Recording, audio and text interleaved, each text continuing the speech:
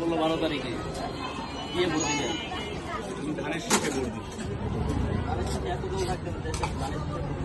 ধানের শীষ ছাড়া কোনো বিকল্প কোনো দল না, তুমি দেখি। আসুন জেনে নিই আমরা কেন ধানের শীষকে ভোট দিই। বাংলাদেশ জাতীয়তাবাদী দল বিএনপি যদি জনগণের ভোটে নির্বাচিত হয়ে সরকার গঠন করে, তাহলে বাংলাদেশের সকল কৃষকের জন্য রয়েছে কৃষক কার্ড। তারেক রহমানের অঙ্গীকার 2 কোটি পরিবারের জন্য রয়েছে ফ্যামিলি কার্ড। ইমাম মসজিদ সহ অন্য সকল ধর্মীয় প্রধানদের জন্য রয়েছে মাসিক ভাতা। দেশব্যাপী রয়েছে কর্মসংস্থানের ব্যবস্থা।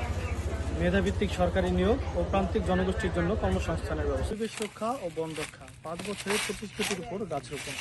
নদী ও খালবিল রক্ষায় সারা দেশে অন্তত 20,000 কিলোমিটার খাল খনন করার পরিকল্পনা রয়েছে বিএনপির।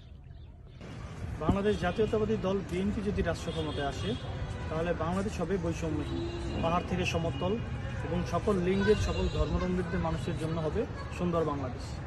সবার আগে বাংলাদেশ, তারুণ্যের প্রথম ভোট ধানের শীষের পক্ষে হোক।